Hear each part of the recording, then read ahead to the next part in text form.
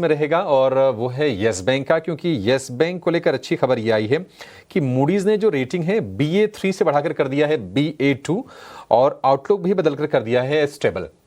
Gaurang sir, yes bank को लेकर खबरें बहुत सारी आई हैं। SMBC Sumitomo Mitsui banking corporation ने स्टेक लिया।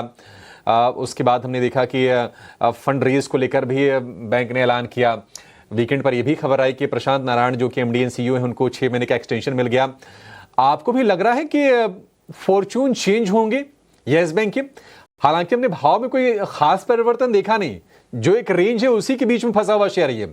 20 रुपए से 2-3 रुपए ऊपर और 2-3 रुपए नीचे, यही चाल रही है। प्रशांत भाई, इस पर टिप्पणी करने से पहले अनिवार्य होगा मेरे लिए डिस्क्लोजर देना कि जो भी राय मैं आपके समक्ष रख रहा हूं वो हमारी रिसर्च टीम की राय है। इसमें हमारी कंपनी जियोजित का या मेरा कोई भी निवेश नहीं है और ना ही किसी प्रकार का वित्तीय लाभ है और ना ही किसी प्रकार का कॉन्फ्लिक्ट ऑफ इंटरेस्ट है।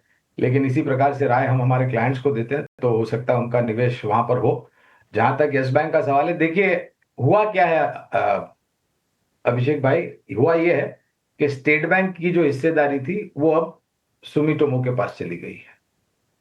लगने से कुछ नहीं होता है, आंकड़ों को देखने से सब कुछ होता है, जहां तक आप बुनियादी तर्क के आधार पर मापदंड करते हैं।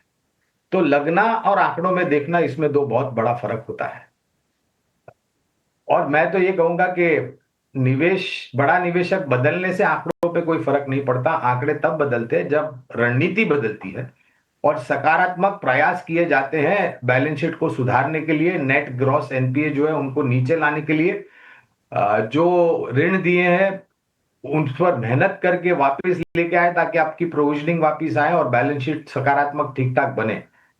तो ये खबरों को लेकर के और ये रेटिंग बदलने से तो मेरे ख्याल से बुनियादी तर्क के आधार पर कोई फर्क नहीं पड़ता है, जब तक आंकड़ों में सुधार नहीं आता। रही बात निवेश की, तो यस बैंक के ऊपर हमारी रिसर्च टीम की कोई कवरेज नहीं, इसलिए विशेष रूप में टिप्पणी नहीं करूंगा। और एक बात ये भी कहना चाहूंगा कि सिर्फ दाम देख करके किसी भी वित्तीय क्षेत्र की बैंक में निवेश मत कीजिए, काम देख करके निवेश कीजिए, आंकड़ों को देख करके, समझकर, अभ्यास कर लंबी अवधि के लिए निवेश कीजिए।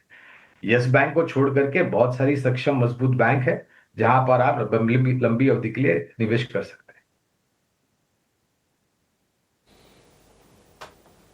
ठीक है, लब्बलुबाब यही है कि इससे अच्छे बेहतर ऑप्शंस आपके पास हैं। अगर आप बैंकिंग में भी रहना चाहते हैं तो कई सारे दिग्गज नाम हैं, उन पर आप भरोसा करके ही चल सकते हैं। एक और दिग्गज कंपनी फार्मा स्पेस से आज फोकस में रहेगी, वो है सन फार्मा। US FDA ने इनके हलोल प्लांट की जांच की। हलोल प्लांट इंपॉर्टेंट इसलिए है क्योंकि यहाँ से इनके रेवेन्यू का एक बड़ा चंक आता है और ये 2 जून से 13 जून के बीच में जांच की गई थी। फॉर्म 483 के साथ 8 आपत्तियां जारी की गई हैं। थोड़ी सी नेगेटिव खबर है सन फार्मा के लिए निश्चित तौर पर। एक मैनेजमेंट को लेकर अपडेट आया है कि कीर्ति गनोरकर को MD नियुक्त किया गया है सन फार्मा का। तपन जी, सन फार्मा थोड़ी नेगेटिव है ये न्यूज, ये आप किस तरह से देख रहे हैं और क्या करना चाहिए निवेशकों को?